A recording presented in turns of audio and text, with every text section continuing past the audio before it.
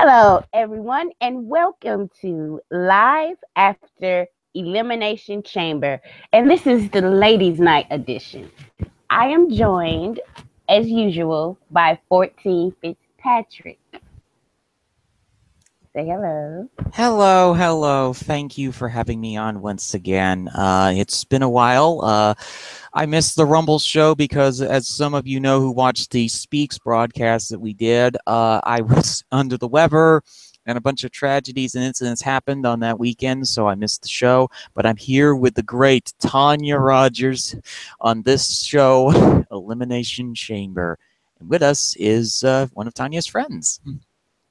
Yes, we have a proud member of the Roman Empire, and that's how I introduce him because I just absolutely love the fact that he's a man and he goes just as hard for Roman as I do. Say hello to Crazy Chris, everyone. Yay!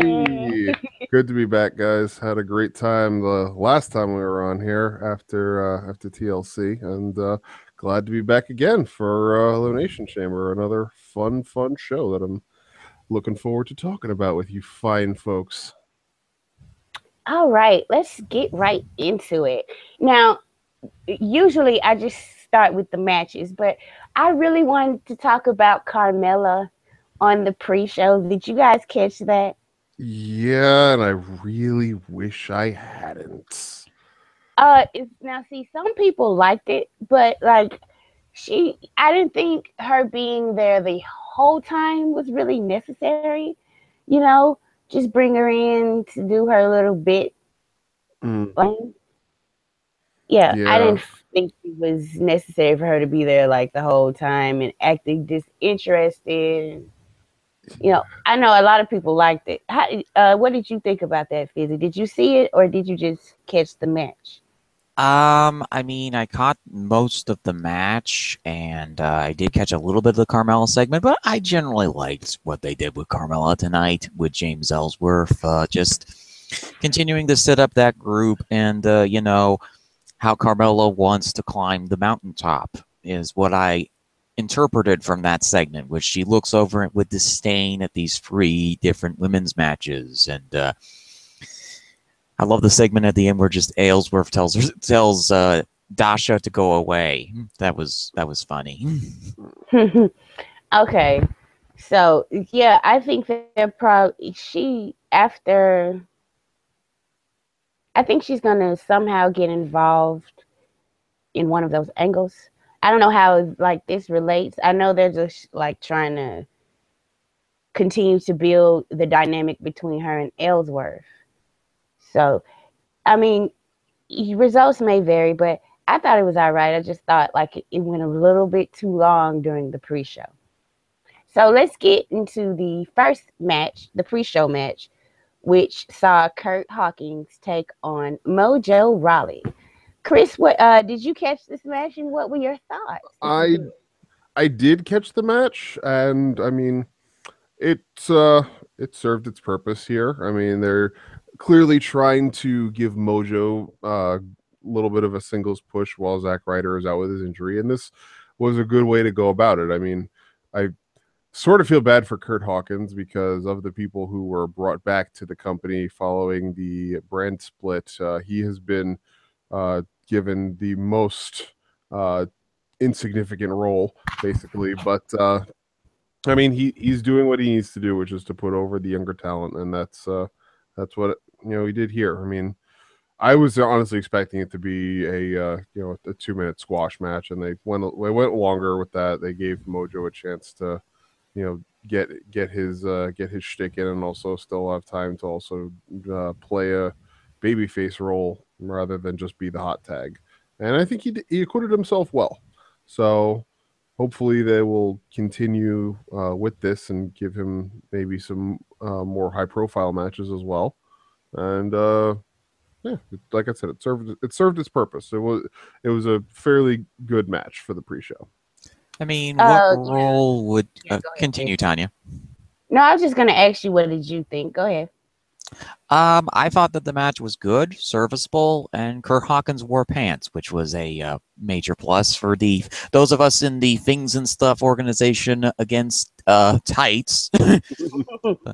But I honestly thought this was a good match. I was going to ask Chris, what role do you want to see Kurt Hawkins in? No, I think that he's fine in this role. I mean, it's more just in relation to the fact that like they brought back like Jinder Mahal came back at the same time, and he's been put into some somewhat significant angles on Raw and given a little bit more screen time. Whereas Hawkins, first of all, his entire rollout was completely botched, and then they had to basically start it all over again from the beginning. And then since then he hasn't really done much of anything, but I think that's all right because, obviously there's only room for so many people to be major players, and they need to have somebody who's going to be, enhancement or build up talent. And he fits in well with that role. He's a good hand in the ring, and he can build up the younger guys, like I said. So yeah, I think it works out well for him. I mean, I'm surprised he came back to do that, but I mean, it works well for him. And if he's getting a good payday out of it, then more power to him. Wish him well. He also serves as the fusion with Zack Ryder to form Tony Nese. So there's that. Yeah. And they did have that one little backstage spot they did where they had the reunion of the Edgeheads, which was which was a nice little nostalgia moment. That was my favorite thing that he's done since he's been back. Yeah. Like the backstage with the Edgeheads. I was like, oh, yay. Too bad Edge is injured. And this cannot be a real reunion. So yeah, I pretty much agree with you guys. It's just, let Mojo get his little time to shine on the pre-show. And it's really not much to say other than that. Yeah, I mean, I thought that the match was good, and I really liked the fact that they gave Mojo time, and, he won the match, which was all good. Yeah. So let's move on to the main card. And we'll start with the first official match of the night, which saw Mickie James take on Becky Lynch. Now, Fizzy, you can go ahead and get your thoughts first on this match. So the story going into this match is that Becky Lynch had been doing this angle, the luchador angle, for several months, and trying to play mind games on Alexa Bliss. But Alexa Bliss obviously countered those mind games and brought into a plan on her own. After climbing many mountains and fording many streams and wrestling bears, Alexa finally found in some mystical temple Mickie James, who was reeling from her defeat from the Empress of Destruction, Asuka, at one of the takeover events a few months back. Mickie, obviously gone insane because of the defeat to the legendary Empress of Destruction, teamed up with Alexa Bliss to cause trouble for Becky Lynch, which was revealed in the La Luchadora Steel Cage match that Alexa Bliss won. Now, Mickie has come back into the fold of WWE, wanting to prove that her last generation is relevant, and Becky wants to rip her arm off. Now, this is yet another problem that was caused by Becky being Becky and not realizing that sometimes you really don't have to do the whole take the initiative thing and just be as what you can be. And I understand she's trying to fulfill a leadership role in this whole kayfabe thing, but at the same time, she's not as strong as Bayley. She's not as crafty as Sasha, and not as brutal as Charlotte is. So she's trying to form her own identity, and in a way, she's also caused Mickie James to get an opportunity to sneak back into WWE and try to prove that her generation is relevant.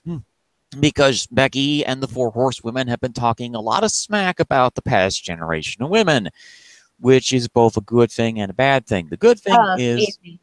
Fizzy, I'm going to have to cut you off. Yeah. Because Becky hasn't done any of that. Mm-hmm. She hasn't. It's been the only person really that's been doing that is Sasha. Sure, but it's guilty by association. Mickie is also completely insane, so she's going to blame all the Four Horsewomen instead of just pointing their direction at Sasha Banks, who's currently embroiled in a feud with Nia Jax after Nia squashed her Sailor Moon PVC figurines. Oh, God. So this match was rather humorous to start off with because Mickie James comes out on, like, Did she just get back from a 1960s disco or hippie dance because she's wearing 1960s pants to the Yeah. ring against Becky Lynch? And this was a very psychology-driven match where you had both of them targeting the arm. And what happened is that throughout the match, Becky's arm got more and more damaged as Mickey was trying to play Becky's game of "I'll rip your arm out." So what happened is shockingly, the match did not end with a submission and ended with a roll-up. Thought it was enjoyable. It continues the feud on into WrestleMania, and we'll see where both of these individuals go on from here. But definitely the matches ahead of this show, the other two women's matches, definitely affected this match. What would you say? Would you say this was the strongest of the three matches or the weakest, guys? Of the three women's matches, Yep. I would put it actually in the middle. Yeah. I'd say middle of the road. Mm-hmm. Yeah. Yeah, Chris, what were your thoughts on the match? I've enjoyed this feud as it's progressed so far. I mean, it's branched out to include more people, and this was encompassing two matches that happened tonight among the women, and both Mickey and Becky are good in the ring. They both showed that tonight. They wrestled a very competent match. I think that there was a lot of factors that were distracting in the match, though. One, Mickey apparently got cut at some point during the match. Her elbow was bleeding at some point, and that was something she was constantly trying to clean up for whatever reason. I'm guessing they were probably telling her that she needed to clean it up because they don't want to show blood in women's matches or any matches at all, to be honest. So there were definitely some spots where it was noticeable that she just kept checking her elbow, and that kind of pulled me out of the match a bit, but it wasn't terribly bad. And then the other thing was Mickey's pants. My God, they need to update her look so much. Like coming out in those giant bell bottoms and her entrance music still being what it is from her first run in the company. It's like, can we get an update for the woman? I mean, an update to a new character will do wonders for her, I think, in keeping people invested in what she's doing, because right now it's all about what she did in her first run, and people who weren't watching during that first run are going to be like, okay, well, so what's the big deal with you? We don't know anything about you other than you saying you used to be great. Okay, so what are you doing now other than saying how you used to be great? So that I would like to see in the future. But this match, like I said, middle of the road among the three women's matches that happened. It was a good match, well executed. I'm a little bit surprised at how quickly the finish came about. Mostly because we just haven't seen a women's match that has ended with a surprise roll up like this. That's something that they've kind of moved away from. So I think we've been spoiled a little bit in not having to deal with those as much lately. But it was good. I mean, they didn't blow me away, but they put on a good match, which was a nice way to open the main card. I think the cut might have had something to do with that improvised finish, because that definitely did seem very improvised. Because Mickey got that cut on her arm, I think that they went, "Oh, we're not going to go with the submission finish this time. We're going to just do a roll up." Yeah. I guess it's the easiest way to get Becky to the win when they need to do something other than a submission, because they haven't given her any sort of a finishing move that's not the submission. They've firmly established she's a submission specialist. That's what she does. She'll take your arm. And it's like, okay, so what happens if she can't do a submission? Does she just lose automatically? So I think that going forward, they should probably develop some sort of a backup contingency plan for that. But like I said, not a bad match. Not a bad match. The finish was surprising, but definitely competent for what it was. Yeah, it was a solid opener. Mm-hmm. Yeah, I didn't think the finish was improvised. I think that's how the finish was, because they didn't really want Mickey James tapping out. And I think, a surprise win keeps her kind of sort of strong and it leaves the door open for the feud to continue. That's why I felt they went that direction. Yeah.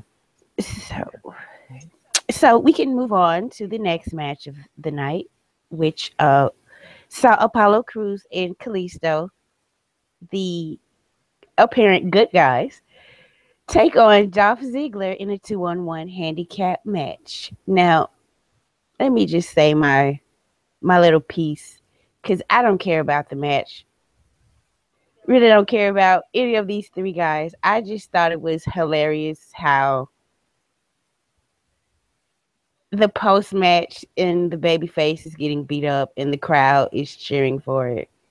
Because you know who my favorite wrestler is, and I've seen him all the time. Just this past Monday, he was getting his ass kicked to cheers. So when I see it happen to somebody else, I find it hilarious. It's not just a Roman Reigns problem. People, it's not. So Chris, what did you think about this match? I mean, I was not happy with this. This was probably the low point of the night for me. I like Apollo Crews a lot. I've really been a big fan of his, even since before when he was in Dragon Gate as Uha Nation. He's always been a guy that I've enjoyed watching, and I really am not happy with the way that he's been completely fouled up during the course of his whole run with WWE. It's just been really poorly executed development of a character, if you can even call it development of a character, because he doesn't really have anything at this point. Yeah, he legit has no character. Yeah, I mean, I thought that they were going to do something during this feud, but they haven't given him anything. There's been no mic time, nothing. So like, there's just been more of the same. And I'm not even going to discuss Kalisto because that's even worse, and I've just given up hope on that being anything worthwhile at any point in time down the line. But for them to start the match off with a pre-match beatdown and turn it into a singles match, I guess that was a smart way to keep the baby faces looking like baby faces rather than just having it be a complete squash on Ziggler, which wouldn't have been remotely interesting. But what they gave us really wasn't much better. I mean, Apollo didn't really look all that impressive because he was getting beaten down by Ziggler for a good portion of the match and had to rely on an injured Kalisto coming back to make the save for him, which that's another Roman Reigns problem where the guy who is a physical god specimen should not be getting beaten down by scrawny freaking Dolph Ziggler, but here we are. So it's I mean, the good guys won, nobody cared, and then the heel beat down the good guys, and it was injuring one of them, and the crowd was cheering for it. Tasteless and classless move by the crowd, Las Vegas. You get docked major points for that. Phoenix. Oh, it's Phoenix? Oh, okay. Yeah, Vegas is tomorrow night for Raw. Either way, tasteless and classless, major points docked from that crowd for that. But, even still, putting that aside, that's really not a way to continue this feud. I mean, this feud is dead in the water. There's nothing to this. There's no substance. Because nobody besides Ziggler has been given any mic time, and it's just been they have a match, Ziggler loses, then he beats them down with a chair after the match. And that's been going on for what, 3 weeks, 4 weeks now? Mm-hmm. That's been just a repetitive formula, and nobody really cares at this point. So not really feeling anything about what happened here. Yeah, I agree. Fizzy, what are your thoughts? I honestly thought that this was one of the better Dolph Ziggler matches, to be honest. I thought this was one of the better Apollo Crews matches that I've seen because he wasn't exhausting Baron Corbin, which I felt was a bit immature of him to say. And you know that I don't like Kalisto. And I think that he's one of the most obnoxious rudos in the company. And so Kalisto getting thrown into the light boards was one of the highlights of the show for me, I have to say. And Then, of course, Ziggler worked a slow, sensible match with Cruz, actually slowing the guy down for once. I thought his selling was effective, and I thought that the match was okay. I mean, I expected it to be a lot worse because it has Ziggy, it has the refrigerator with no charisma, and Kalisto the Rudo in a match in this handicap thing. So I expected worst, and I got something that was honestly serviceable. The post-match angle with Ziggler beating down Cruz was interesting, and seeing how they will continue the feud. I think that they're going to move a little bit away from Kalisto and move it to Ziggy versus Cruz, and if something happens, I think this will probably be like a mixed tag match at WrestleMania, and Ziggy's going to get a couple allies here, and we'll see where it goes from here. Because they got a lot of matches to fill on WrestleMania, and I think that that a 6-man tag is in the works. It's going to end up being like a 10-hour WrestleMania card. No, all 3 of them are going to be in the Andre. Oh yeah, that's actually the more likely outcome because of the fact that they have so much other stuff to put on the card for Mania. Yeah, unless they're deciding to abandon the Andre Memorial. I don't think they're abandoning the Andre, but they have done a mixed tag matches before on the WrestleMania card. Yeah, but that's before they had a brand split, and now they have 2 women's belts. They have 2 main men's belts. They have 2 tag team belts. They have 2 mid-card belts. They have a cruiserweight belt. They're not Kalisto and Dolph Ziggler and Apollo Crews are not getting their own match at WrestleMania. I guarantee you, they're not going to get their own match at WrestleMania. Okay, moving on to the next match, which I enjoyed more than the general consensus, apparently. It was Nikki Bella versus Natalya. Now, some people are like, well, this was a blood feud. No, I get that, but Natalya's a technical wrestler. She's going to, if she's in control of the match, she's going to be doing technical stuff. That's just what I expect of her. So, Chris, what did you think of this match? Well, if you recall back on the TLC show, we talked a lot about how the main event of TLC was ruined by the ending of the match. Yeah. And that, I think, is what happened here as well. I was enjoying this match. I thought that it was gonna, continue in nice fashion. And Nikki and Natalya were playing the roles nicely, and then we ended a double count out. And I'm just saying to myself, what? Why? What are we doing? Why is this continuing? Why are we ending a double count out? This does nothing for anybody. This ruins everything that you've done up to this point. It's a classic example for me of WWE pushing something that is going well to a point where now it's going on for too long. Like this should have been the deciding match, because I feel like this has been going on for what, a month and a half now, like 6 weeks, just about.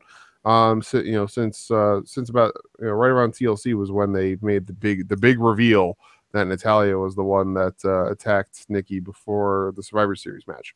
And so this has been going on for about 6 weeks. They've had some good shoot fights, backstage, around the arena, preventing matches from starting, things like that. They've done well with that, and it's been a good build. But this should have been a logical end point, and instead they're saying, nope, we're gonna keep it going. But I don't see what for. I don't see, like, unless unless the problem is because of the fact that there's so much time between now and WrestleMania, they think they need to drag things out to kill time until they can start building their WrestleMania feuds, which is, I think, the only logical explanation for that. If we're going to get what's rumored for WrestleMania for Nikki Bella, then I guess that would be one logical reason why they're dragging it out. But I was expecting a definitive finish here. I would have liked to see a definitive finish here, because this isn't quite on the level of Sheamus and Cesaro best of seven ending in referee stoppage because of medical reasons, but this was still pretty bad. So good match, poor ending. What were your thoughts, Fizzy? This match was really, really good. I didn't have any issue with the ending. And the thing I would want to complain about isn't exactly the match itself, but the fact that people say, oh, this is just a rehash of the Carmella Nikki feud. This is a very different feud from Carmella and Nikki. Carmella is a wrestler who was trying to prove herself against the Queen of Strong Style by defeating her because Nikki got a bigger pop in her hometown than Carmella did. The Nikki-Natalya feud is different. Natalya is the last of the Hart Dynasty still wrestling today. And she is furious about the fact that Nikki Bella is potentially going to start a new dynasty of wrestlers with John Cena.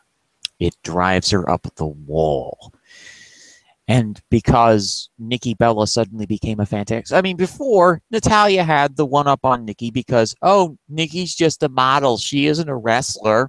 Well, that was before she got struck by a green and silver lightning bolt and became the representative of Miharu Mishiwa's Queen of Strong Style. And, well, she decided to go to one of the other four pillars of heaven for her ring gear for this week. Yes, it is partially Phoenix Suns gear, but that orange is Kenta Kobayashi, ladies and gentlemen. See, I there were people in the live thread who were complaining because those were Clemson colors.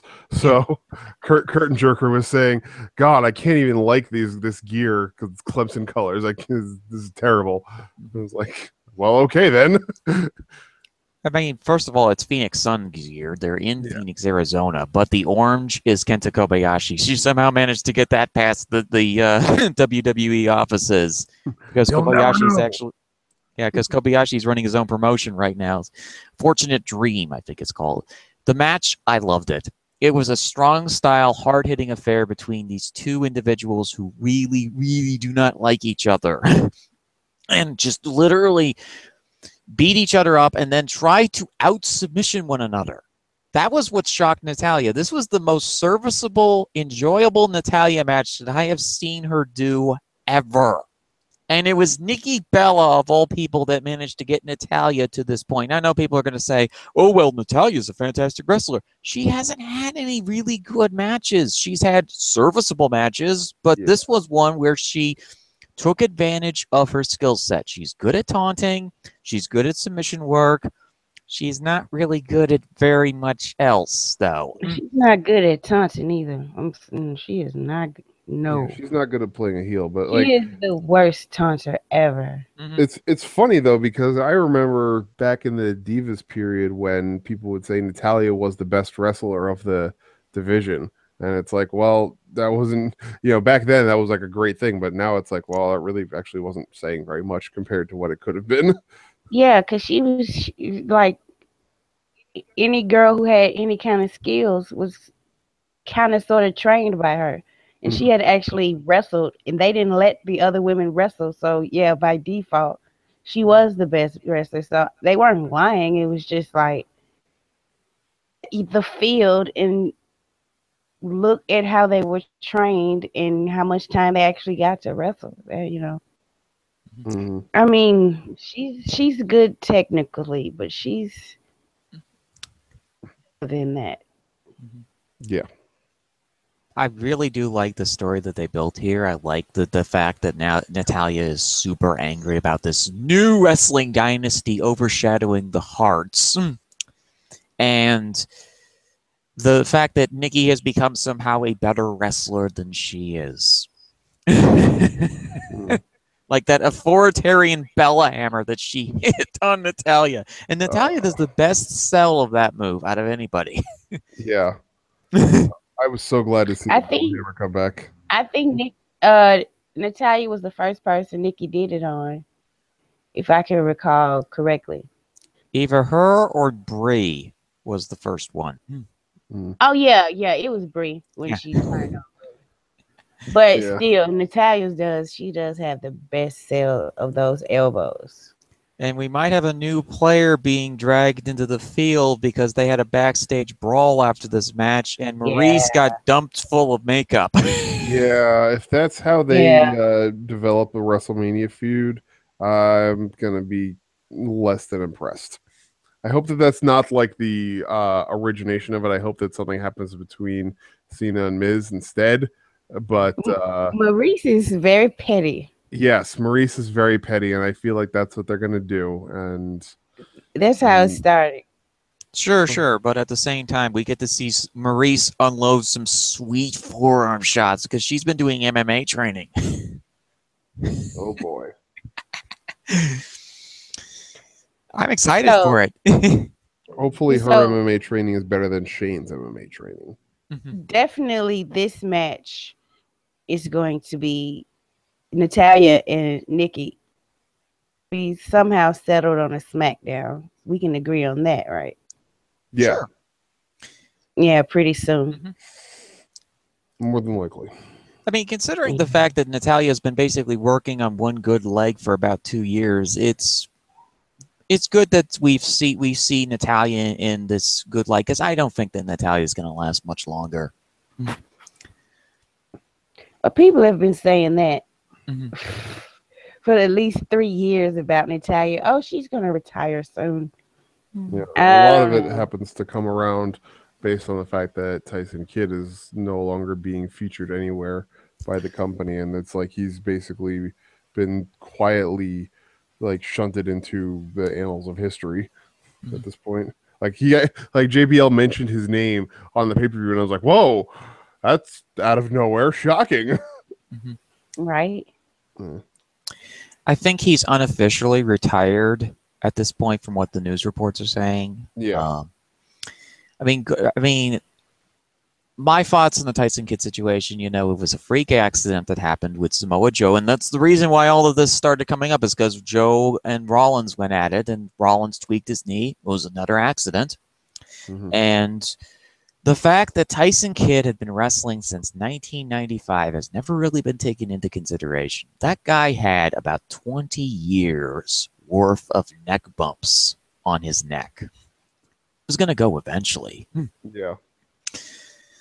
His ACL injury a few years back should have been a warning sign that his body was starting to break down.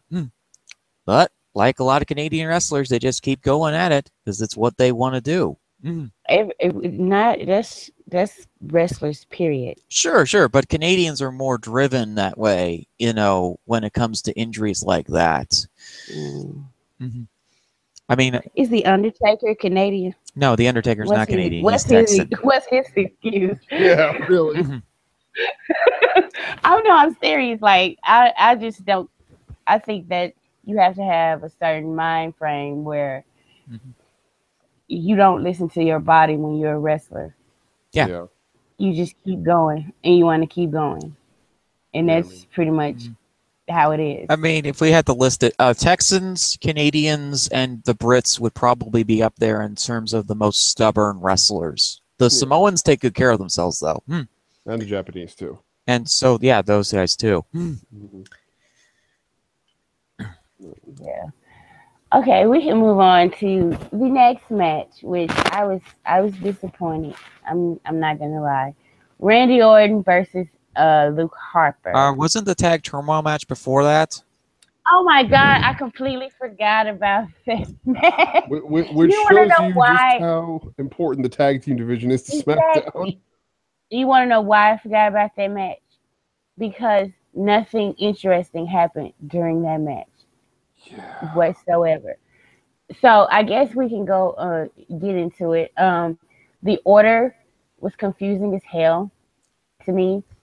Why would you Heath Slater and Rhino should be the tag team champions because they're the only tag team on SmackDown anybody gives a damn about.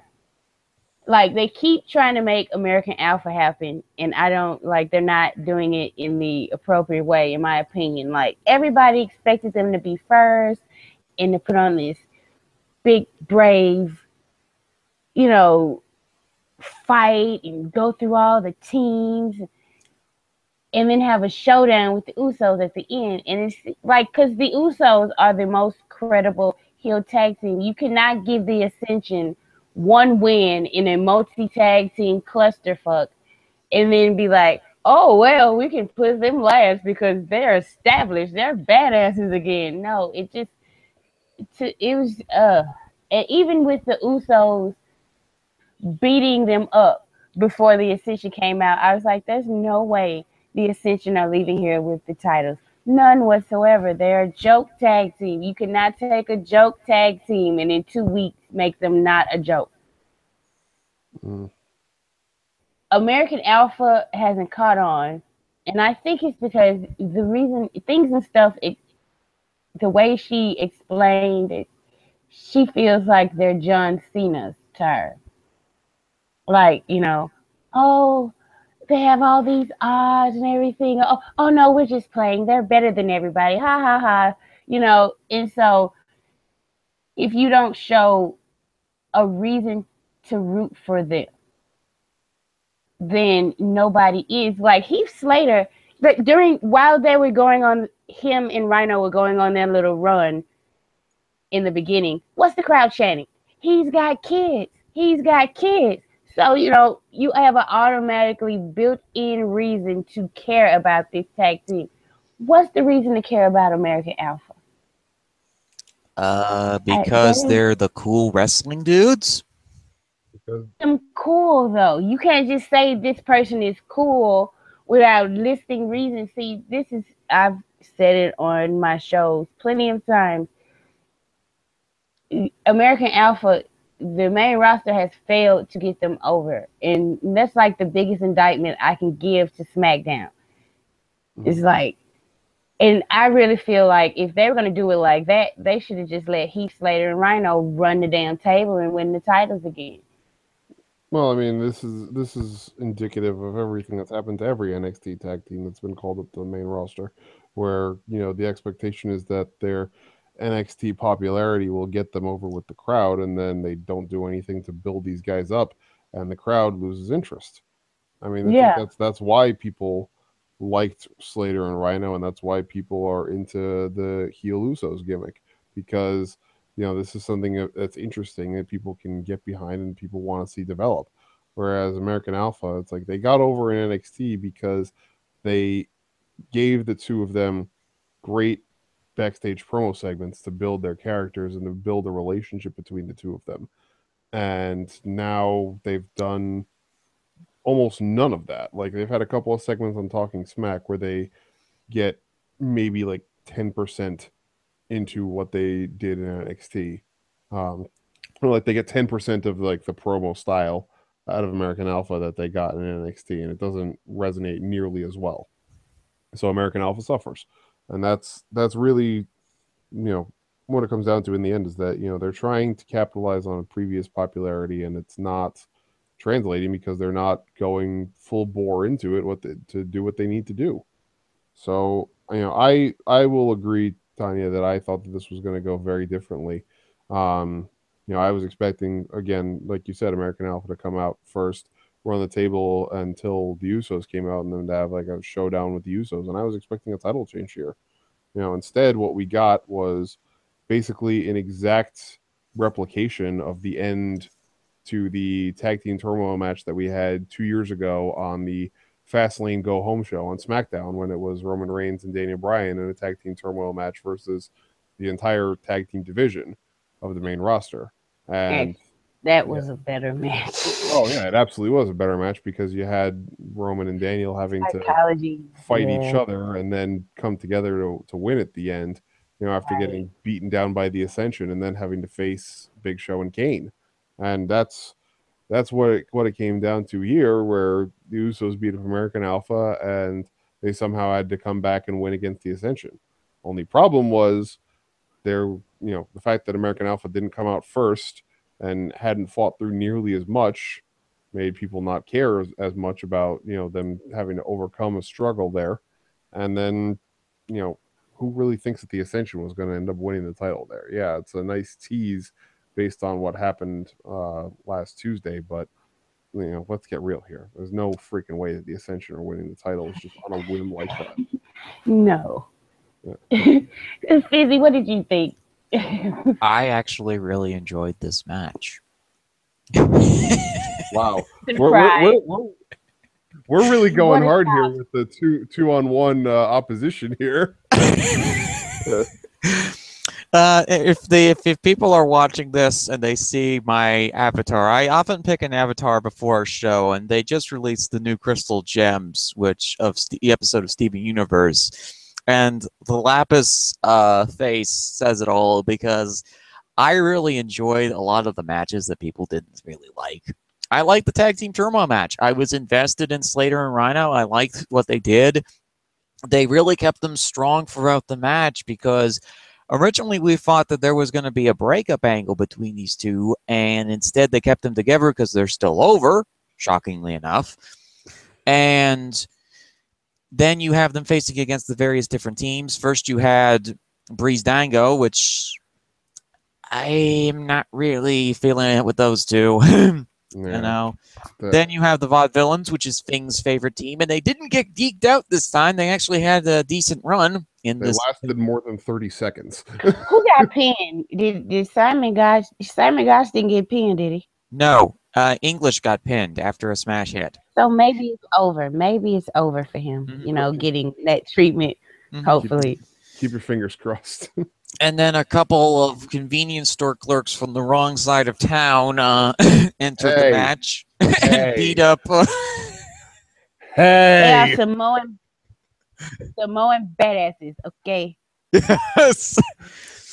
The Samoan Destroyers destroyed Slater and Rhino, and then they beat up on American Alpha, which I'm starting to warm up to Alpha. Honestly, you know, I don't like Olympians. You know, I don't like the Kurt Angle type Olympians, but I'm starting to warm up to Gable and Jordan. And they had a really good match right there in the middle with the Usos and Alpha, which ended with the Usos losing, but then they beat up Alpha, which I thought was a really good beatdown. And then we had the Ascension. And contrary to what you guys said, I actually did think that the Ascension might win this match. Just to make everyone's head explode because of the fact the Ascension were going into WrestleMania as the tag team champions. No way. Sure. But I liked the comeback that Gable and Jordan did of the match. While it was executed weirdly, as Chris said, I enjoyed it for what it was. I had no expectations going into this tag team turmoil match that it was going to be good, but it turned out to be a pretty good match. For me, at least. I mean, it wasn't necessarily that it was a bad match. No, it wasn't bad. It was. I mean, weirdly think about ordered. it. Yeah, it was weirdly ordered. Weirdly ordered and weirdly weird. executed. But that was my concern. Yeah, did the Ascension botch? Surprisingly, not. Like Vaudevillains botch. No, thankfully. I will give the Ascension some credit here. You know, initially I was not really feeling the whole we're gonna put on corpse paint and look like reject black metal musicians, but they're owning it right now. And like, I mean, that mask that Connor came out with, I'm not okay with that one. But everything else about their new look, I'm actually getting behind that. It's a lot more menacing and less goofy than what they were coming out with when they first debuted. So, They were knockoff Road Warriors, and not the good kind. Not like Demolition. Yeah. I thought that they were a knockoff of the Powers of Pain.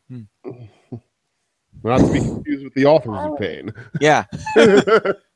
No, he's talking about the power. You're talking about Ron Simmons, and who else was in there? No, that was Doom. That was Ron Simmons and Butch Reed was Doom. Okay. The Powers of Pain were the stable with the Warlord and the Barbarian as a tag team. Oh, see, I don't like neither one of those guys, so that's probably why I did not remember that. Yeah, most people don't really remember Warlord except for that Royal Rumble elimination. So, oh God, I did not like the Warlord, like at all. It's a hell of a reference, though, Fizzy. I'll give you that. I know, right? So, where do you see the tag team division going? Because, in my opinion, I think they should just put the belts back on Slater and Rhino. Well, that was why I was expecting a title change here, because it's clear that they were stagnating. Like the fact that they didn't do anything with the tag team division during the Royal Rumble said a lot, and they actually highlighted that on Talking Smack. They talked like when American Alpha was on Talking Smack after the Rumble. They came out right out and said we didn't get to do anything at the Royal Rumble, so we're hungry to get some new challengers, and they kept the division exactly as it is.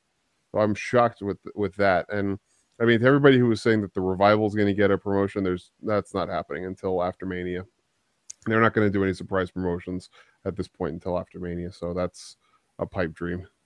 I mean, Samoa Joe was going to be the last one, and that was all I was all I was counting on, because it's pretty clear that even if the Revival do come up, if everything follows the track record that has happened for the NXT tag teams at this point, they're just going to end up in a holding pattern as well. And so I don't even see why people would want the Revival to come up, because I swear there's going to be nothing going on. They're not going to be able to get the crowd invested like they are with NXT. So why would you want them to come up here for that? Yeah, if they do not let the Revival talk and be like top guys and arrogant assholes that they are not going to get over on the main roster. Like they those guys be who they were in NXT. Because I don't know. I think a big difference in the case of Revival is that they are very good promos, and I think they are going to let them talk. And the difference is that Alpha they were okay promos, but it was because they were building up the team. Now they don't see any need to do any promos with Alpha because they're already established in the minds of WWE. I mean, I guess, but I mean, it's more like, in a lot of ways, I think the problem is that we can't redo the development angle that they had with American Alpha, where it was like Jason Jordan trying to find a tag team partner. Gable is persisting and trying to get him to let Gable be his partner, and Jordan's like, no, and then finally, okay, fine, I'll let you be my partner, and then they start winning, and then they like develop this weird like nerd buddy relationship where like they're kind of arrogant but just like lovable and goofy at the same time. And then when they won the titles off of the Revival in NXT, and they had that amazing post-show promo where the two of them were nearly in tears because they were so happy about winning, like that was immediately what sold me on American Alpha more than anything else. That promo was absolutely golden. That's the best I've ever seen the two of them on the stick, and they can't recreate that magic, unfortunately. So I don't know what they do. No, I mean, and I also want to see the Revival because our resident live blogger extraordinaire Reverend Kane loves the Revival. Sean Reuter loves the Revival. Our Lady Justice likes the Revival. Those three people want to see the Revival on the main roster. And I think the top guys are going to be coming soon, and they're going to be going for them legs. And they're not going to be on SmackDown. Yeah, they're probably on Raw, because we've already got a team on SmackDown that does those chop blocks nicely. Yeah, I want my Samoan badasses to get their titles back. When I want them to get them back as heels. You know what? I want my Samoan badasses to join the other two Samoan badasses on Raw and make the Samoan World Order already. We were talking about this one day in the Daily about Roman, the Usos, Joe, and then they get the Gorillas of Destiny in from NJPW and just have the Samoan NWO, but they actually are effective at just taking everybody out. That would be awesome. With Samoa Joe is like the evil mastermind. He's like, I came here too late. Yeah. Years to get here, and now that I'm here, I'm destroying everybody, and I'm going to use them to do it. Yep. Oh my God, I would love that so much. Okay, now we can move on to Randy Orton versus Luke Harper, which was my disappointing moment, because I had talked myself into Luke Harper winning, but I should have known better. Fizzy, what did you think of this match? I enjoyed this match. Like a lot of the matches that have come out of the Wyatt family angle, the last several pay-per-views, I've talked about how enjoyable these matches are. This was a classic Southern-style brawl that fits right into Randy Orton's MO. He loves Southern-style wrestling, and you could tell he was really getting a kick out of this match. Luke Harper has been a wonderful surprise for SmackDown. He's always been a good performer, but SmackDown has really highlighted a lot of his strengths. He's good at promos. He's good at being the psychotic Western New York hillbilly. And I should know I live in the backwoods of Western New York myself, so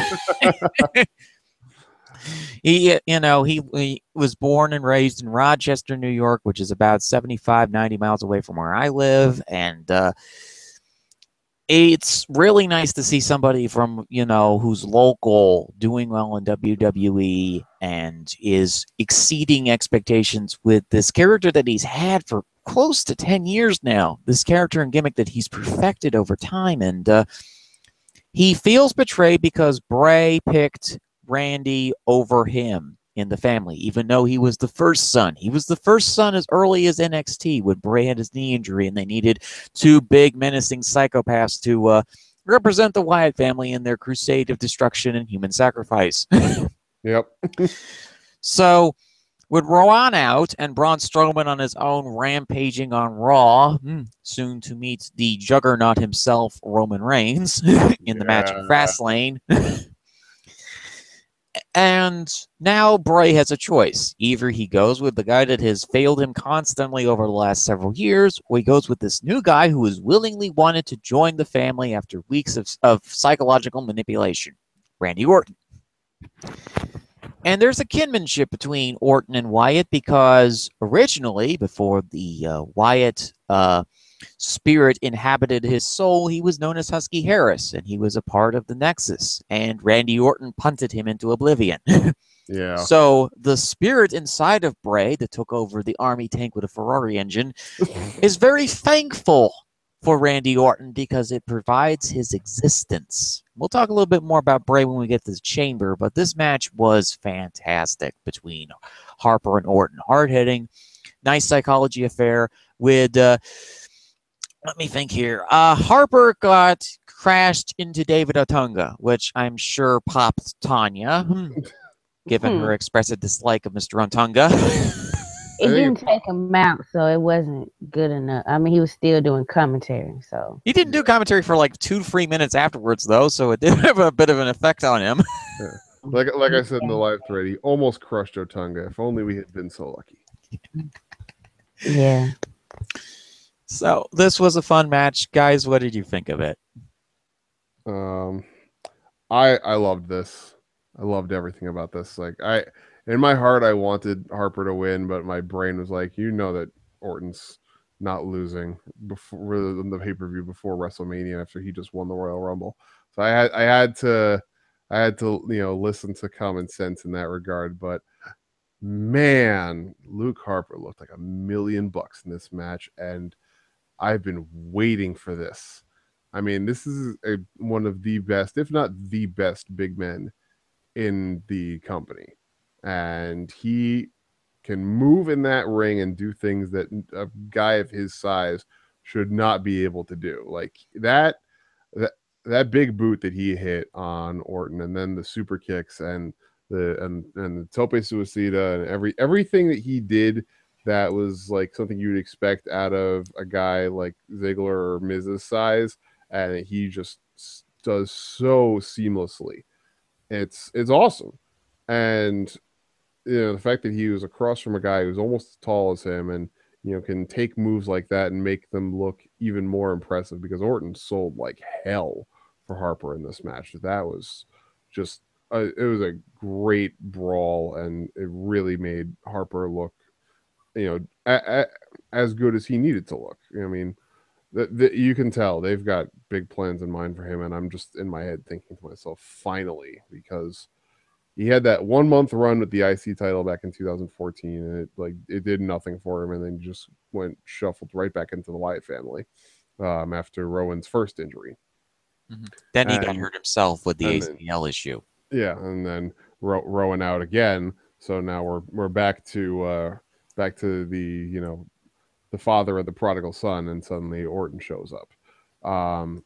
This whole feud has been my favorite angle in all of WWE right now. It's honestly like one of the most well-written things that I've ever seen. and it actually provides a logical reason for separating the Wyatt family.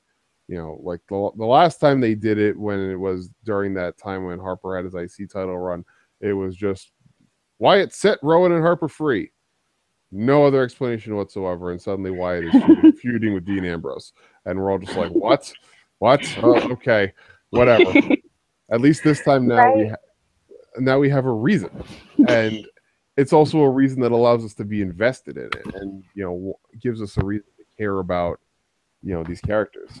And best of all, like honestly, the best thing about all of this is the fact that they're giving dimension and depth to Harper's character, because he's been a part of the Wyatt family for so long, and now he is finding himself in uncharted territory.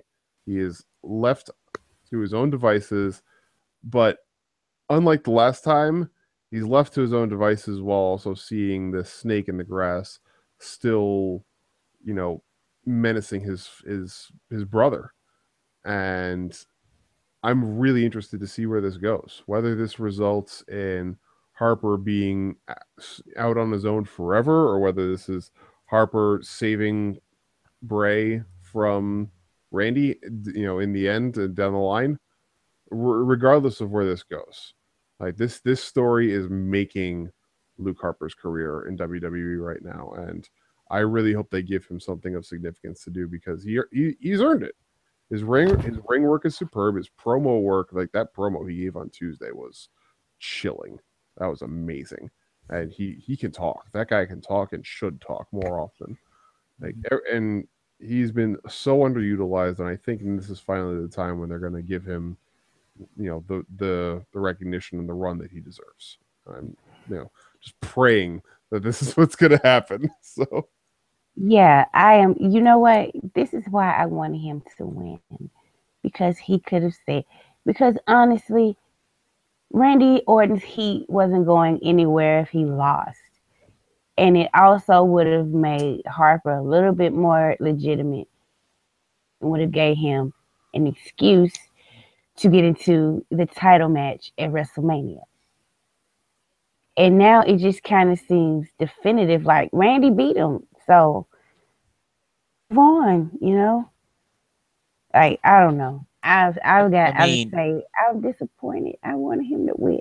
Like, I wish he was as popular as Daniel Bryan was, so that like more fans could like revolt and be like, we're gonna hijack shows till Luke Harper gets put in the title match of Mania.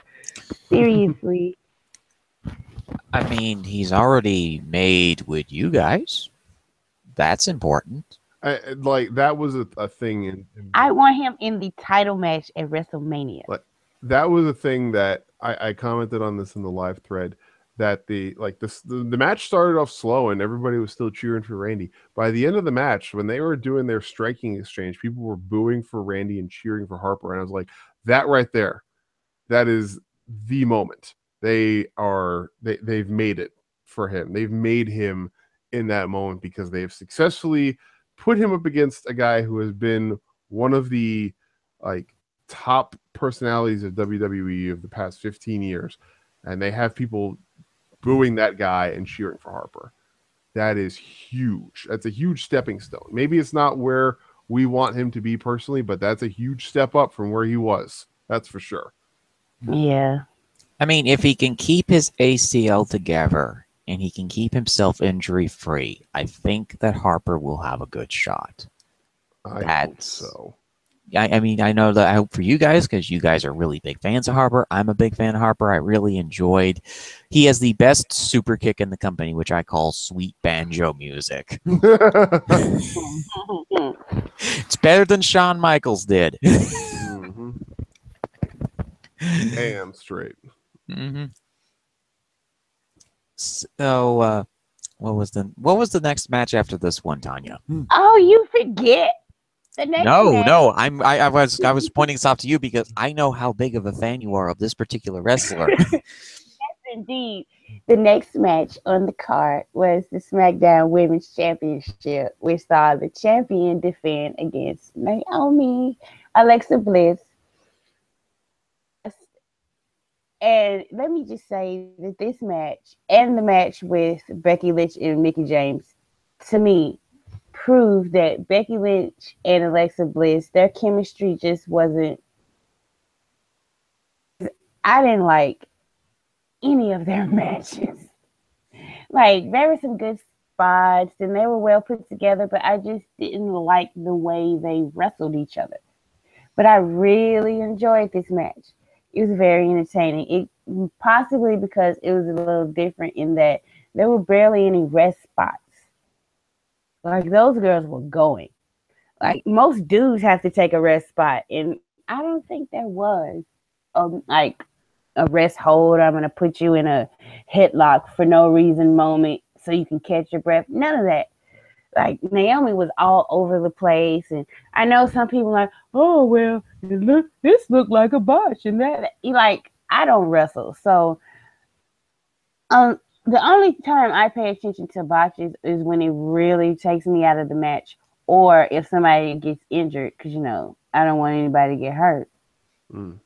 But like, other than that, like, stop checking for if people do moves perfectly. I really do hate that. But oh my God, I was so happy. I was so emotional. And then, like, I've heard so many people for so long say Naomi's boring. She has nothing to offer. Nobody cares about her. And then, when the brand split happens, oh, she's only over because of her interest and there's nothing to her, blah, blah, blah. The crowd chanted, you deserve it, to her. About to cry. It is going to make me cry. And it was just a beautiful moment. So, yes, I love it. It was my favorite part of the night, actually. I was shocked. Like, I follow, they talk about the betting lines, and I'll see, and they were like, Naomi was a fave, and I was like, she's must gonna get a DQ win or something, because they're not putting, like, I was in denial until she got the pin that she was gonna actually become women's champion. And like, I'm scared that like they're gonna like, oh no, we're just gonna take it off of her Tuesday. Like, you have no idea. I was a fan of Naomi when she was a Funkadactyl. So yeah, that's how long like I've waited, and I never thought she would ever even be considered to be the champion. I was just like, just let her be like a mid card, have a couple of feuds here and there. But they actually put the belt on her. I am so shocked. God, you guys go. Okay. All right. I was also shocked, not expecting a title change here. I don't think anybody was. But I'm with you on this, Tonya. This is a great moment. And I'm not gonna go into judging spots. To say this was a botch, somebody screwed up here or there. They're in the ring, and even in spite of any miscues that they might have had, they still put together a solid match. And they did hard, stiff offense on each other that really looked impactful and really made it seem like they were just going hard the whole way. And I really liked it. I'm really happy that Naomi got the win. She's been well deserving of a title run for a very long time, and I think this was the right role to have her in for a title run. Because this is the most over that she's ever been, and this is a characterization that actually makes sense for her, because she's proven time and again that she is just genuinely a very good person and has a great heart, and is that heel run that she had 2015 2016.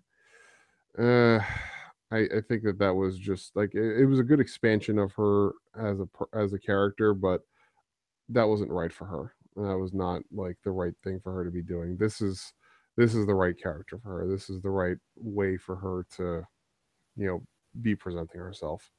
And I just gotta say, the video that WWE put up on their Twitter of Naomi meeting Jimmy Uso behind the curtain after she won, the sweetest thing I've seen all month. This is so nice.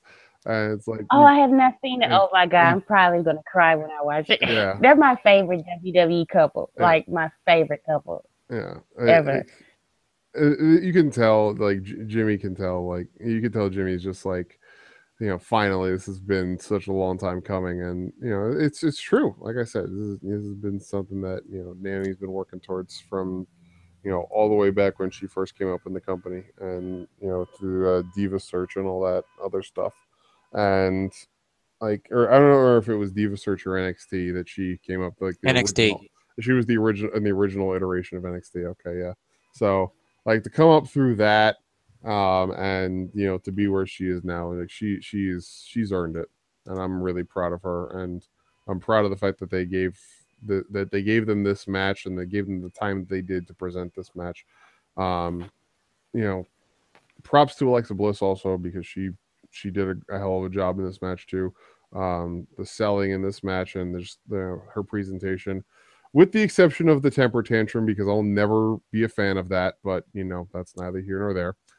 Um, Everything that else that Alexa did in this match, I was really enjoyed. Really, she did a great job with, and I hope that they let Naomi keep the title and carry it into Mania, because you know, after all that she's done for all this time in the company, I think that having her carry the title into Mania is the least that they can give her for everything that she's put up with, from being a backup dancer for Brodus Clay all the way up until now.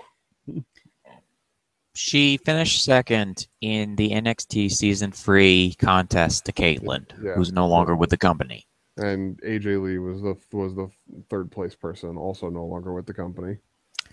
And she's now the SmackDown Women's Champion.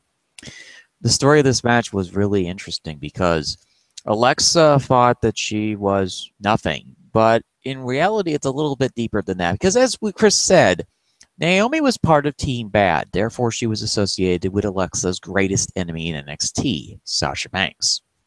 So naturally, Alexa is going to be dismissive and angry about the fact that one of the ex-members of Team Bad is facing against her. Up until this point, Alexa has been having a crusade against the Four Horsewomen, and anything associated with the Four Horsewomen was going to get the Pixie Hulk's temper up like about, times 20, times 50.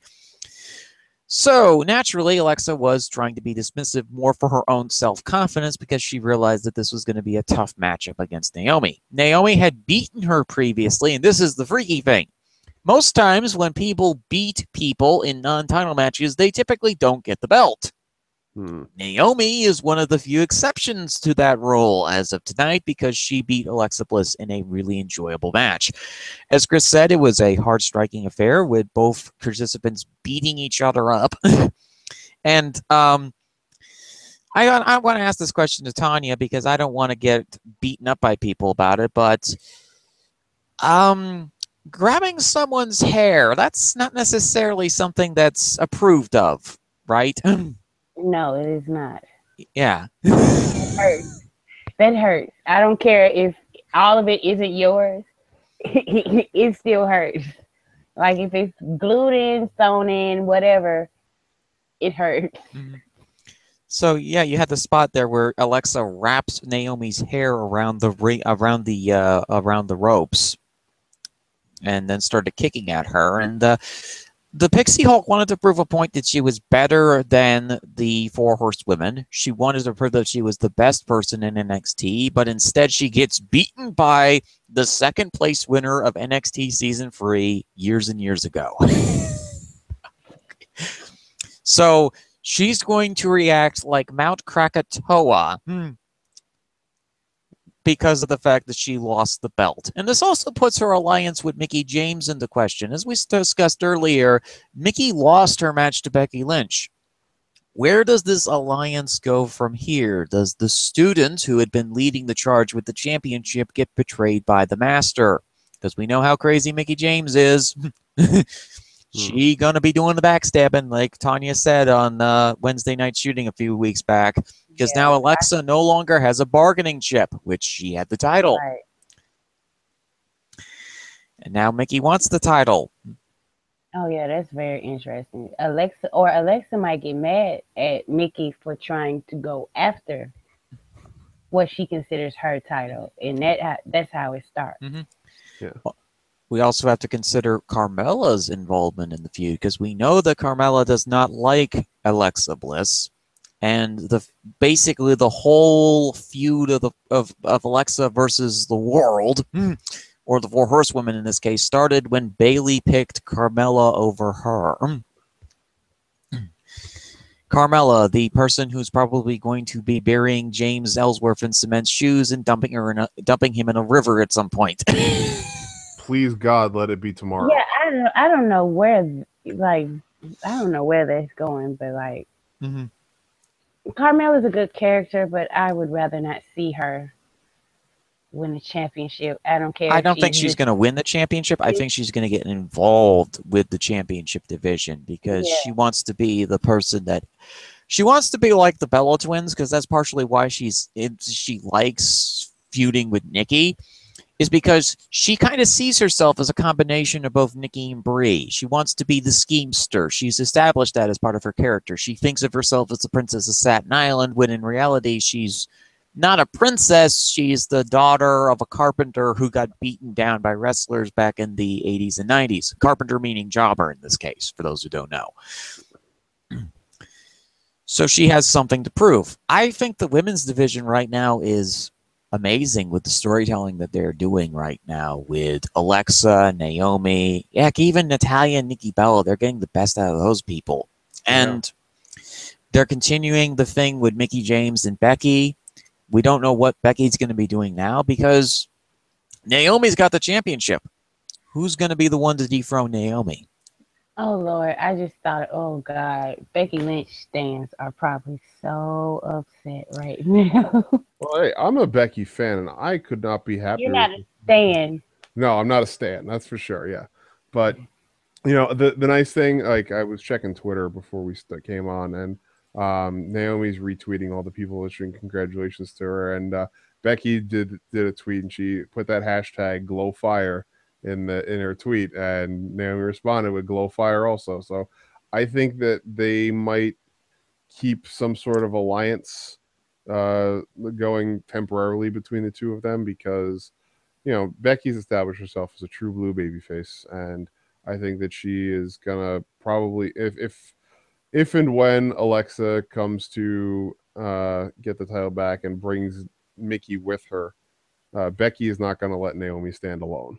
So I think we're gonna see some sort of either tag team or four-way action going there, because Becky is not one to just sit idly by and let someone be taken advantage of. Yeah. Sure, but at the same time, the caution for Naomi is that Becky's plans tend to go south pretty quickly, like the La Luchadora idea that she had. So best be on the side of caution when dealing with Miss Lynch. Yeah, but I think it's gonna somehow end up like the rumors say it's gonna be two fatal four-way matches at Mania. So that might be that one of them there. Yeah, which is disappointing, but I mean, like I said, WrestleMania is going to be like 10 hours because of what it's a million. It's a million people on the roster, so I can understand why they're not having a one-on-one match. It is disappointing that there won't be any women's single matches, probably, but they're trying to get them all on the card and try to get them all paid. So I think Charlotte's having a singles match. I still think it's going to end up being a fatal four-way. It's going to be Charlotte, Nia, Bayley, and Sasha. Yeah. Oh, okay. Well, that's one match. So, anything else before we move on to the main event of the evening? I think Alexa Bliss. Continue, Chris. I was just going to say, I'm feeling the glow. That's all. I think Alexa Bliss did a phenomenal job in this match. You know, a lot of people have been very critical of her ring work lately. She did a very good job here. I think the problem that, as you guys were saying, that there wasn't any chemistry between her and Becky, because Becky, I think, was working way too fast with Alexa. You know, wasn't working Alexa's speed, and that's what led to the downfall. She's expecting everybody else to be at her level. which is not exactly the right way to push a revolution. The right way to push a revolution is to understand, okay, these people have weaknesses. Let's try to play to their strengths in these matches instead of Yeah. going for the weaknesses. Yeah. Yeah, So, I can see that. Yeah. I mean, look at for example, look at the CMLL women's division. Like, most of them are over 35. Most of them know they have weaknesses, but they play to their strengths in every 6-woman tag that they have. And every trios match they have, it's always a fun show, and it's always interesting to see who's going to win, the Technos or the Rudas in that particular encounter. Yeah. So, the main event time. The main event, who saw the WWE champion John Cena defend his title, which is his 16th, in the Elimination Chamber match. Now, the Elimination Chamber itself was different, and I approve. I actually like the design better than the old one. Um, but I gotta tell you, I don't like Elimination Chamber matches. I think it's just too formulaic. And this was a good match, although they did still stick to the same formula, which was pretty much nobody gets eliminated till all the pods are open, and the most like who everybody would have thought got eliminated early or first, they were gone. Just like that. It was Corbin, Ambrose, and Miz. And I was like, of course, they're going to get rid of those three first. And then they had the little triple threat match. And then I'm kind of not shocked John Cena wasn't the final two. Just so, they're crowning a new champion. So they might as well go and get him out of the way and, like, boost up some excitement in the final stretch. Because, oh my God, John Cena got pinned. That means he's lost his championship before the match is over with. So, yeah. It was a good match. I just don't like the Elimination Chamber format. What about you, Chris? Um, having only seen a few of the Elimination Chamber matches that have happened in WWE, I would say this is probably the best one of the ones that I have watched. Definitely far and away miles better than either of the chamber matches they had on last year's Elimination Chamber pay-per-view, because those were both just overbooked clusterfucks. So I really enjoyed the execution of the match, apart from the fact that, like you said, Tanya, that there weren't any eliminations earlier in the match. Waiting until the chamber gets to critical mass and then just throwing together a string of eliminations really it takes you out of the match in a lot of ways, because it's like, okay, how long until the next elimination happens? Oh, okay, there it is. How long until the next elimination happens? Oh, okay, there it is. And it's like, it would be better if, like, for example, just as a for instance, if we had started out with Corbin and Miz, or Corbin and Ambrose, and Corbin just went on a warpath and eliminated his opponent before the first pod even opened. That immediately sets the stage of, okay, Corbin is in a fit of dominance right now. He is a danger. He is going to be a force to be reckoned with for the entirety of the time that he's in this match. That's that's a big deal. That's something that has to be taken into account, and the crowd will react accordingly. Whereas if you just have everybody still in the match, and 3 people are taking breaks on the outside while 2 people are going at it in the ring, it's like, well, okay, I have to wait for somebody else to get up and wake up from their nap. And there are certain performers, cough cough, Roman Reigns, cough cough, who the crowd would have been chanting dumb stuff at if they were sitting on the outside, and that thankfully didn't happen here. But still, it's a flawed method for going about this match in my estimation. But credit to where credit's due, when they got down to that final three, um, of Styles, Cena, and Wyatt, the 3 of them put on a hell of a show. Um, And truly, once it got down to them, I didn't know, how they were gonna get to the finish, because there's any number of ways that they could have gone here. I mean, it's very clear that Styles and Cena are gonna be blood feuding until the end of days, but with Wyatt being the X factor that he is, there really wasn't a way to tell whether he would, set aside hostilities with John Cena enough to take out AJ Styles, or whether he would, forever be, you know, opposed to John Cena and would team up with AJ Styles, who in some ways represents everything that Wyatt is against. Um, so the psychology and storytelling aspect between those three, I was really impressed with, and the finish was amazing. I really like the way that Wyatt and Styles work together, and I hope that they get a singles match against each other at some point in the future, because that would be quite a match. That would be a ton of fun to watch. And Bray Wyatt holding the WWE Championship is something if you had told me a year ago that he would be holding the title, I would have laughed in your face and told you you're stupid. Just don't even bother stating opinions again, because that'll never happen. Then now here he is, rebuilt after getting just wrecked in a feud by John Cena and wrecked in a feud by The Undertaker, completely rebuilt and revitalized, and now holding the top belt on SmackDown. I mean, it's quite a nice change. And it's nice to see some. This is the fourth guy to hold the top title since the brand split. We had Ambrose, who started it out, then Styles, and then Cena, and now Bray. And so SmackDown is telling a good, logical progression of their story with their top belt, and it's working out great so far, and I'm really looking forward to seeing where it goes.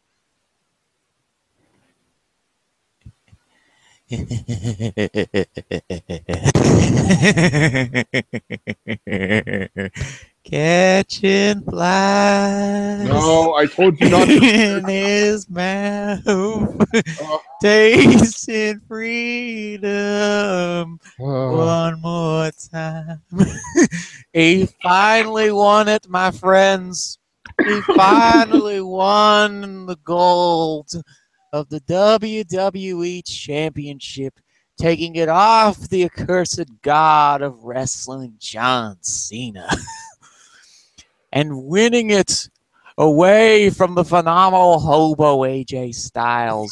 What a wonderful, wonderful, wonderful match. I spent 5 minutes dancing up and down my hallway after the match. Me and my mother were watching the show, celebrated, because Bray Wyatt is one of my mother's favorite wrestlers. She doesn't care if he wins or loses. She likes the fact that he is a fantastic actor. She used to do community theater for years and years, so she appreciates the effort and storytelling that he brings into his character. She talks about how he never breaks character during matches. The guy is totally committed 100% of the time to his character, and that he finally had a run where he didn't get injured, or he didn't get into a storyline that didn't fit his character or motivation. And being revitalized on SmackDown made me the happiest camper when the end of the show happened. And that's not to take away from anybody else in this match, because every single person on this match did incredibly well. This was one of the better Dean Ambrose matches that I have seen in a very long time, because it fit his element. He's a hardcore wrestler. Put him in a hardcore match that doesn't have potted plants or stringy things around it. Put him in a cage, lock him with 500 dudes, and see what he does. Yeah. This was a fantastic match psychology-wise for The Miz. Really did well with what the time he had. Corbin went on a rampage. Styles, once again, my mother is always constantly shocked when AJ Styles works the ropes, because other than Wolfgang, he's one of the best rope technicians in the company from what she has seen. And then Cena just basically being this what Tierney has called in the Daily Thread this God character. I really enjoy the Cena God character looking down upon the puny mortals as he smites him with the thunderbolts of STFs and the what does he call it? The attitude adjustment? Bringing attitude adjustments to all the puny mortals who dare defy him and his 16-time reign of terror. As you can tell, I enjoyed the Elimination Chamber. It was really enjoyable, really fun. Unlike Tonya, I like the fact that you don't like the chamber matches, but I like the chamber. I've always enjoyed it. I've always enjoyed the kind of strategic chess of, okay, which guy are they going to bring out next? Which guy are they going to do this spot with? And or this thing that they're going to do. I also really enjoyed some of the banter from the crowd. Like, one of the guys on Audible on the microphone said, "Please don't die, Cena," as he attempted to leap off of one of the chamber pods during the match. But I've been a fan of Bray Wyatt since pretty much day one. I enjoyed it from his very first promos of, "Hey, you want to see something really scary?"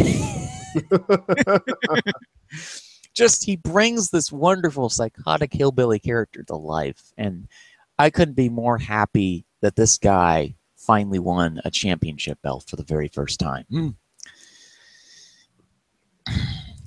The singles championship belt. Yeah, first singles. He's gotten racking up the belts. It's Randy Orton. Randy's a good luck charm for him. Yeah, right. The guy with Randy Orton started winning belts left and right. Now, if we can only get him to rub off that good charm on Harper and let Harper start winning belts left and right.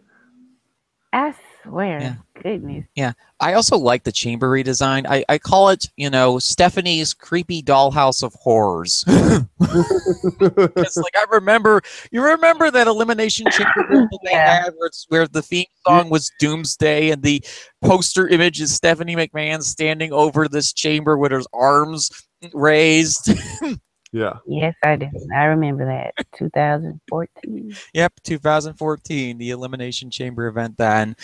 And I'm like, this is Stephanie's giant dollhouse that's currently being taken by Shane and modified, and I have to wonder how she feels about that.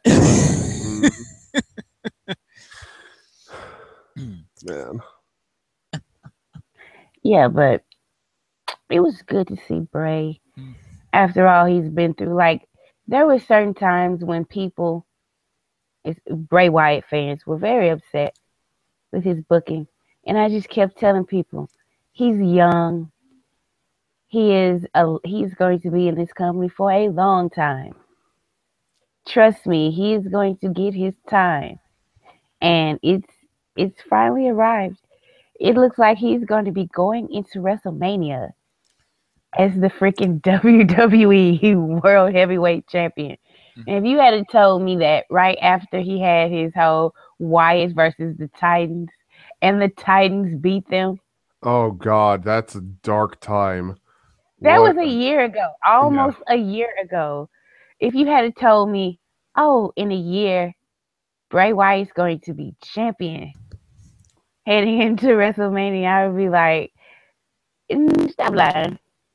Stop lying to me. Oh, my God. So, yeah, I feel like it's like they can't put Randy, Randy Orton can't beat him. Come on now. That's not, Randy has had plenty of championship reigns. He don't need more. Yeah. He's had the title 12 times. He doesn't need it anymore. Yeah, he's good. He's straight. Yeah. So, this gets me all kinds of excited. I hope Bray Wyatt, I hope the power goes to his head. He's like, this is my show. He tries to hijack the show and all types of stuff. Seriously. I am the eater of worlds. Bow before me, subjects. There will be no show without your champion. Yeah. Oh, God. Cena's time is up. My time is now. Bring me the head of Shane McMahon. Oh God. Right. Daniel Bryan, I told you, Daniel. Look at me now. Oh my God, I cannot wait for his promo on Tuesday. Like, has to open the show, right? Like, the show has to open with the lights dimmed and him and Randy already in the ring. Like, I followed the buzzards and I found the gold. Lord have You're mercy. not Prospector Gold either. Yeah, really. WWE Championship Gold. He has always been down with the machine, and he has always said when he got that title, he was going to destroy the inside out. So Maybe And this is what how better they get person to destroy first than the money? Maybe this is how they get Mick Foley off of Raw. We have a hostile takeover by SmackDown's champion. oh no, we know how Mick Foley getting off Raw. Yeah, he's just getting straight up fired. Oh, the king of kings. That's how he getting off of Raw. Yeah. Yeah. They might actually have a match, and somebody loses or whoever wins, Mick Foley's job will be on the line or something like that.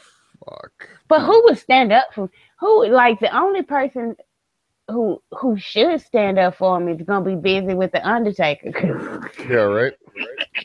Because Roman is like. Maybe that's how they do it. Maybe that's how they do it. They have the stipulation be Mick Foley's job on the line of the Roman Reigns Undertaker match, and it will still. So with that, because I hate to tell people, but Undertaker is losing that match. So you telling me Undertaker? He's losing that match. Mm-hmm. I've actually heard rumors. Let's just talk about that real quick. That the Undertaker actually wanted that match to happen. So. Hey, you know what? Good.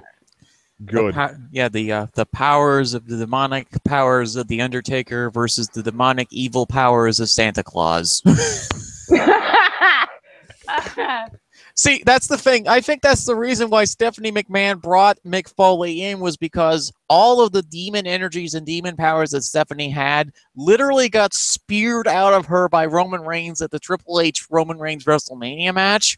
Mm-hmm. And they've had to supplement that evil power with whatever power that Mick Foley had from his days wrestling in the wrestling force in his hardcore death matches.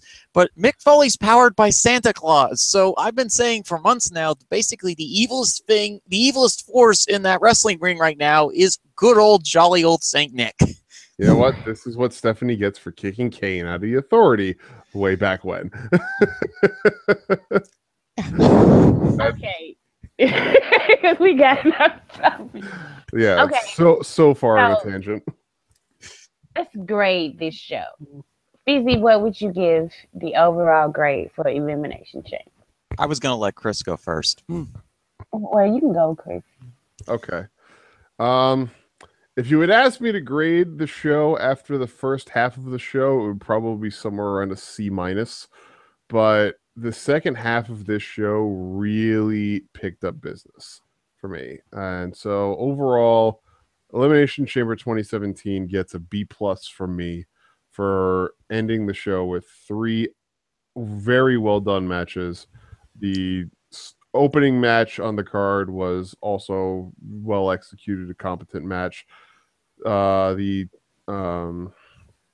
the rest of the matches ranged from subpar to just downright bad for me. But the good on this show was good enough to bring it all the way up to a B+, because the good on this show was amazingly good.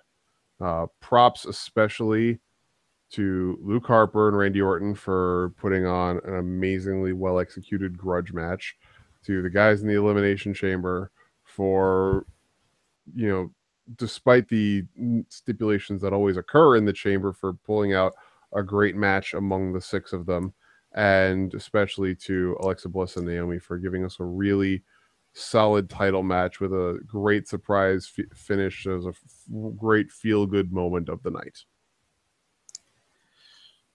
Going into Elimination Chamber, I really didn't have any expectations of this show. Like every other pay-per-view that I watch, for those who don't know, I didn't used to watch pay-per-views because they were way too expensive for my blood. $60 for a pay-per-view. Yeah, I'm going to go to Cageside and see what the results are instead and watch Raw and SmackDown. That's what I used to do before. But since getting the WWE Network, I've been able to watch these pay-per-views and be able to express my experiences with them on these wonderful podcasts, ranging from Speaks to Live After. And Elimination Chamber was a really, really good show for me. I had no issues, really, particularly with any of the matches. And even Ziggy, Kalisto, and Cruz was serviceable for me because I expected it to be a lot worse, to be honest. I really liked the entire way that the card was structured. It was one of the most enjoyable pay-per-views for me. And then the ending, of course, which was Bray Wyatt winning his first singles gold, Naomi getting a feel-good moment by winning the SmackDown Women's Championship, the inevitability of Mount Krakatoa exploding, and the Pixie Hulk going on her quest to regain the gold, whatever Becky Lynch and Mickie James are going to be doing after this, and then, of course, Harper and Orton was fantastic. I was one of the few people here that enjoyed the Tag Team Turmoil match. It was an enjoyable match that, again, the Ascension didn't botch, the Vaudevillains didn't botch, everybody did their roles really well. And, well, my grade for it is an A+. Well, you see, I don't really grade on, I grade on like emotions. And well, for motion, A+ for me as well. Yeah. Surprising, given that Alexa lost the title. So I would say there was like moments that made this show for me. Seeing Apollo Crews get beat down and the crowd is cheering, chanting yes, saying thank you, Ziggler. Really, it made me feel better about being a Roman Reigns fan. So that went really high on the list. The Miz was brilliant with like Baron Corbin's losing his goddamn mind, and he's just sitting there. He's like on the stage. He stayed in his pod until Baron Corbin was safely out of the chamber. Like that was a moment that popped me. Of course, Naomi winning was a really big deal. There were 3 women's matches on this show, and they were all well done. And Bray Wyatt finally winning the WWE title. I'm gonna go with an A- for this show, just because there wasn't anything that upset me. Because I watch Raw brand pay-per-views, and there's at least one thing on a Raw brand pay-per-view that upsets me almost every single time. Does it happen to be named Enzo Amore? Sometimes it is. Lately, more often than not, yeah. Enzo or something to do with the women. So this show was very enjoyable. I was fine with all the finishes, except a little bit disappointed that Luke Harper didn't win, but I expected that. But yeah, A-. Good job to everybody. I thought everybody stepped up their game and performed very well. It's a very enjoyable show. Yep. Now watch on Wednesday. I talked to Andrew, and he's gonna be like, "I fucking hated this." Oh God. I love him though. I love him. We love you, Swift, even if you're a little bit of weird with your opinions sometimes. I like Swift. Haven't done a show with him since April. Since the NXT TakeOver Dallas show, he's always enjoyable to have on. we should get him in for Speaks at some point, or a Live After. Yeah, I'll try to ask him my show, because he had to review this show, which I'm looking forward to reading right after I get finished doing this show. So, are there any final thoughts? Why don't we let's go out on this. What do you think will be like the big angle leading to Mania? You think it's going to be Bray and Randy? You think they're going to jumpstart there? Or are they going to kind of play coy? Because like they're facing each other, so I think they're going to play coy for a while. I think the bigger story is going to be, what is Bray going to do with that championship now that he has it? As we alluded to, the one person that is in the most dangerous position right now, we thought originally was a stable, the GM and the owner's position was stable at this point, but now with Bray Wyatt in the mix and AJ Styles getting more and more furious, let's see what happens between the dynamic between the old high school gym football teacher guy, Shane McMahon, and the deranged lawn gnome, Daniel Bryan. What's going to happen there when now Chaos is now reigning supreme over the WWE Championship? And what's going to happen at WrestleMania? It's actually making me excited for WrestleMania, a show I typically don't like because it's the celebrity show. Yeah, I'm interested to see where they go with Wyatt, but I am also interested to see if they continue to have Harper be involved to some degree or not. I mean, the storytelling among the three of them, as it really is among all three of them, has been just expertly done since Orton's heel turn at the end of last year.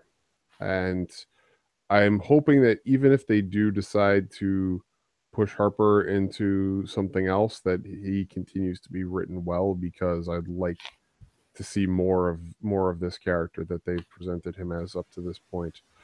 But yeah, I mean, what they do with Wyatt with the title, that's going to be a big indicator as to what's going to happen at WrestleMania. Because if they have Bray power tripping now and like trying to impose his crazy anarchist will upon the show as a whole, that'll be something I would be greatly invested in watching unfold. If they have him kind of lay low and just kind of watching things happen, I'll be very disappointed. I want to see Bray not resting on his laurels. I want to see something active and outside the box happening, because this is the perfect opportunity to do it. You know, Bray has never looked this good as good as he does now. In his entire time with the company, Bray has not looked as good as he does now. And this is the perfect time to really let him cut loose and do whatever the hell he wants. So I say, full speed ahead. Just, let him run wild. And I hope that's what they choose to do. Yeah, I agree.